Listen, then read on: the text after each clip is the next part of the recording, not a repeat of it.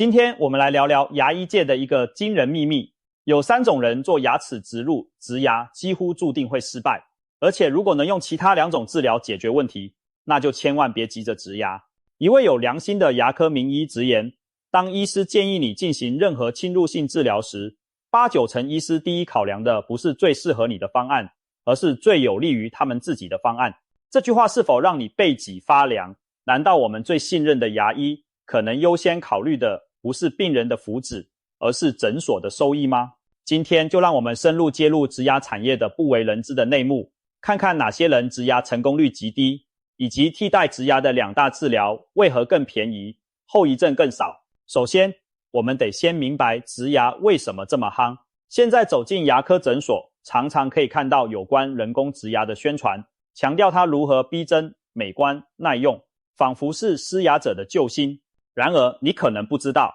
植牙对某些牙医和诊所而言是一门利润丰厚的生意。一颗人工植牙收费动辄数万甚至10几万台币，可是植体本身那颗钛合金螺丝，成本可能只要几千块。牙医师做植牙固然需要技术和时间，但高额的价差意味着植牙带来的利润远高于一般补牙、做牙套等传统治疗。难怪有些牙医会狂推植牙，把它说得天花乱坠，仿佛不用植牙就亏待了病人。然而，事实真是如此吗？一位行医30年的资深牙医师站出来揭露，能不拔牙绝对不要拔，能不植牙就别做。他甚至公开了植牙的成败秘密，植牙10年的成功率其实不到5成。什么？不是都说植牙很可靠，可以用很久吗？原来很多统计研究显示，植牙并非一劳永逸，术后1年内植体失败的几率就将近1成，到了10年左右，累积起来成功率可能不到一半。换句话说，很多人在广告中以为植牙能终身使用，其实10年之后，有1半以上的人可能面临植牙松动、发炎甚至脱落的问题。如果运气不好或本身条件不佳，甚至可能在几年内就失败，白白浪费大笔金钱。那么，哪些人属于这种植牙注定失败的高风险族群呢？接下来我们就一一盘点3种植牙几乎肯定出问题的人，看看你或你的亲友是不是其中之一。如果是，可要提高警觉了。第一种人，严重牙周病患者。这类人常常牙龈红肿，刷牙容易流血，牙齿有摇动甚至掉落的情况。牙周病是牙医界的隐形杀手，它不但会让你的真牙松动脱落，也会同样攻击人工植牙。为什么呢？因为牙周病是一种慢性感染，牙龈和齿槽骨里藏着大量细菌。如果你的牙齿因为牙周病掉光了，满口烂牙，然后你没把牙周病治好就跑去植牙，结果会怎样？那些潜伏的细菌就像藏在土壤里的白蚁，你在松动腐坏的土壤中种下一根支架，它也撑不了多久，植体周围会被细菌攻击发炎，骨头无法牢固生长粘结植体，最后植牙一样松脱。许多人以为拔掉病牙换成人工牙根就万事大吉，却忽略了牙周病的细菌还留在口腔环境里伺机而动。尤其牙周病患者口腔卫生习惯往往不佳，如果植牙后仍懒得刷牙剔牙，那菌斑照样在种植体周围累积，形成植体周围炎，就像真牙得了牙周病一样，最后使得骨头吸收，植体动摇。想象一个画面，某位叔叔原本满口牙周病，牙齿一颗颗掉，他心想没关系，大不了去植牙，一劳永逸。结果花了几十万植了好几颗人工牙根，表面看似重获新生，却因为原本的牙周病土壤没整理干净，不到2年，植牙周围又红肿流脓。他大惊失色地问医生，我的植牙怎么开始摇了？不是说可以用很久吗？医生一看，发现整个植体周围的骨头都被细菌吃掉了，植牙已经稳定不住，只能取出。这时叔叔损失的不只是金钱，连原本剩下的一点骨头也被耗掉，更雪上加霜。所以牙周病没治好就植牙，失败率极高。良心建议先治牙周病，牙周状况稳定后，有足够健康的骨头和牙龈支撑，再考虑植牙也不迟。否则就是在流沙上盖房子，结局可想而知。第二种人，齿槽骨条件不良者，简单说就是缺牙区域的骨头基础很差的人。你可以把植牙想象成盖房子、打地基，齿槽骨就像土地，土地稳固肥沃，防止地基才能稳。如果土地松软贫瘠，那地基一定不稳固。很多人牙齿掉了不立刻处理，久而久之，那个部位的颌骨、齿槽骨因为缺少牙根刺激，会迅速萎缩。等过了好几年想去植牙时，医生一拍 X 光，发现骨头高度、厚度都不够了，钉子太长可能撞到下颌神经，太粗可能刺穿上颌窦上颌的鼻窦腔，这样的骨条件直接植牙风险太大。有人会说，没关系，可以先补骨粉、植骨再植牙嘛。确实，现代牙医可以透过手术补骨、鼻窦提升术等方式增加骨量，但别忘了，补骨本身也是一种侵入性手术，成本高且不一定成功。尤其本来骨质就不好的人，例如骨质疏松症患者，长期服用类固醇者，补骨效果打折扣，植牙成功率也大打折扣。曾经有个案例，一位老奶奶80多岁，一口牙掉了大半，但因为年轻时就有骨质疏松，颌骨非常薄，医生本想帮她植牙装全口重建，但评估后发现需要大范围植骨，风险和花费极高，最后说服她改做传统全口活动假牙，反而更安全便宜。如果硬要在骨条件这么差的情况下植牙，就算暂时稳固，也可能撑不过几年，骨头因承受不了植体压力继续吸收，植体变得像种在豆腐里，迟早松脱。还有些人属于解剖构造因素导致的骨条件不良，例如上颌后牙区域天生上颌窦气室大，骨头高度矮，下颌后牙区域靠近下齿槽神经管，安全的骨高度不足。这些情况下植牙都要冒着穿孔鼻窦或伤到神经的危险，一旦发生这些并发症，就是严重的后遗症，可能出现上颌窦炎、持续的鼻腔感染，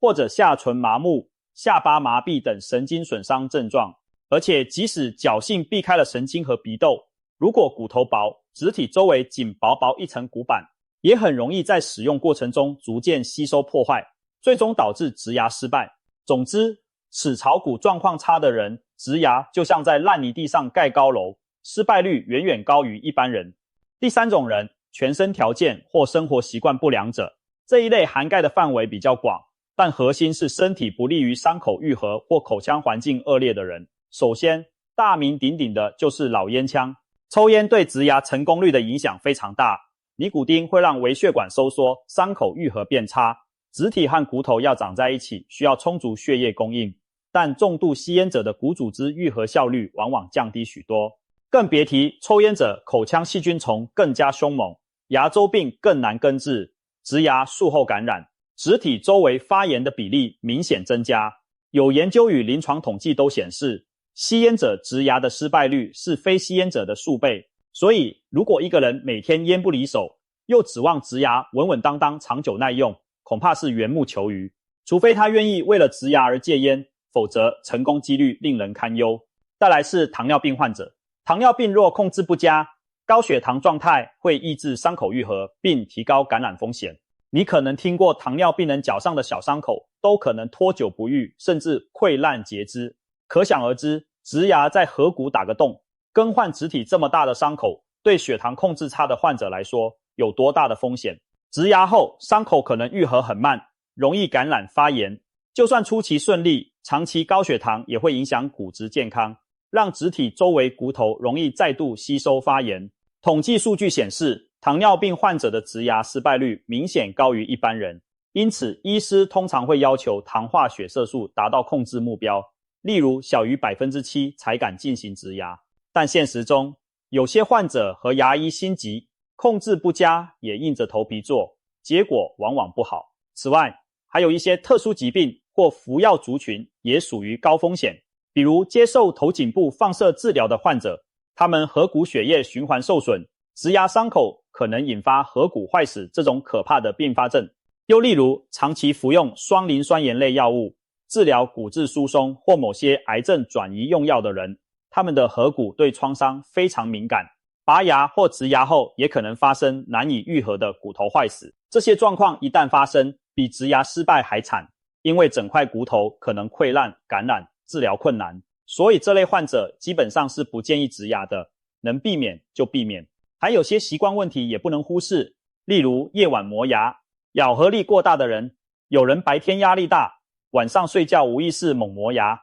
甚至带坏好几副牙套。这种强大的咬合力量对真牙尚且造成磨损，对植牙更是噩梦。要知道，人工植牙没有牙周膜，天然牙根外包覆的一层薄膜组织。牙周膜就像避震器和感应器，当你咬合力太大时，牙周膜会传递疼痛或不适的信号，让你放轻力量，同时具微幅缓冲吸收压力的作用。可植牙是金属直接锁在骨头里，没有避震器，也没有感知器，所以磨牙的人往往不自觉地对植体施加过大的力量，时间一长，植体螺丝可能松动，甚至把周围的骨头都压垮了。许多牙医会为这类患者定制夜间咬合板保护，但即便如此，磨牙族做植牙仍需要特别小心，否则种下去的牙根可能很快因超负荷而报销。综上所述，抽烟者、糖尿病患、严重骨质疏松或放射治疗病史者，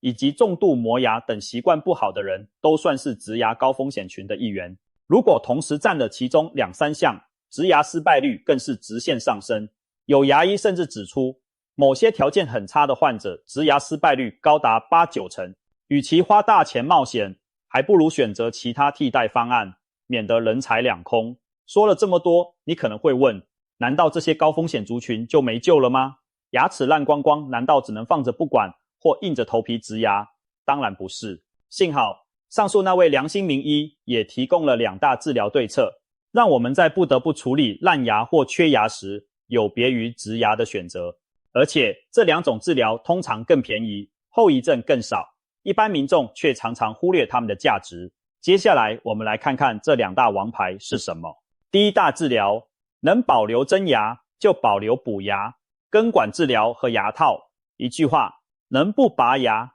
就不要拔。很多牙科权威都反复强调，自然牙再不好也是原装的，结构巧夺天工，是大自然给你的最佳礼物。只要还有希望留住它，就千万不要轻易拔除，换成假牙。为什么保存真牙这么重要呢？刚才提到的牙周膜就是原因之一。真牙透过牙周膜和骨头相连，有弹性，有感觉，而且真牙活着的时候，牙髓神经提供养分，周围牙槽骨也因为牙根存在而维持厚度。一旦拔牙，这些精巧的设计都没了，骨头开始流失，邻近牙齿也可能开始移位倾倒，口腔力学变化带来一连串连锁反应。所以如果一颗牙齿只是蛀牙很深，千万别因为懒得治疗或一时疼痛就想拔掉了事。我们有根管治疗，俗称抽神经，这个法宝可以清除病牙内的感染，保留住牙根，再装上牙套保护加强。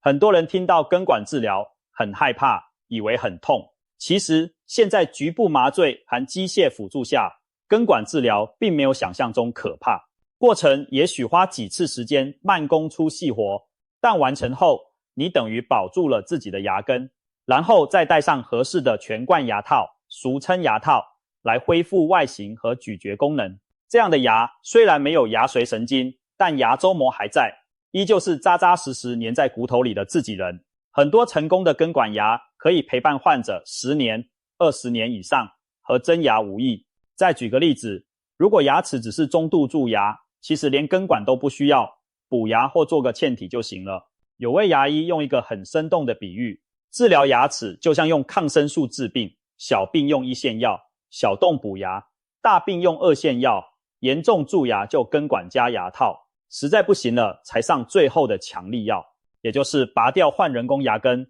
医学讲求能保守治疗，就不轻易采取激进手段。牙科也是同理，不要一上来就拔牙植牙，那往往是第3线，甚至最后手段。在良心牙医眼里，每一颗原生牙都无比珍贵，他会为你尽力保存。而黑心一点的牙医可能嫌补牙、做牙套利润低，费时费力，反而怂恿你干脆拔掉植牙比较快。对此，我们一定要有警觉，多询问医生，我这牙真的非拔不可吗？能不能补一补，或做根管留着？一个真正替病人着想的牙医会愿意花时间尝试保存，只有在确认牙齿已无法救治，留下来只会反复感染或疼痛时，才万不得已拔除。这样拔牙我们也拔得心甘情愿，因为尽了最后努力而拔除后是否一定要植牙，也不见得。还有第二种法宝可以选。第二，大治疗。传统假牙修复牙桥或活动假牙，当一颗牙齿最终无法保留，已经缺损时，除了植牙，其实传统的假牙重建也是可靠的选择。首先介绍牙桥。牙桥顾名思义，就是利用缺牙两边相邻的牙齿做桥墩，架起一座桥来填补缺牙的空缺。具体做法是把邻近的两颗牙磨小，套上牙套，称为桥体的基牙冠，中间连接一颗假牙，三个一体就像一座桥，这样缺牙的缝隙就补上了。牙桥是固定式的假牙，粘牢在基牙上，不需要每天拆卸，感觉接近真牙，咀嚼效率也不错。牙桥技术已经有几十年历史，成熟可靠。为什么说牙桥有时比植牙好？一来，装牙桥不需要在骨头打洞种植体，没有手术风险，不会有神经受伤或鼻窦穿孔的顾虑。二来，费用通常比植牙便宜，因为只是做3颗牙冠的钱，通常比做植体加牙冠的组合低一些，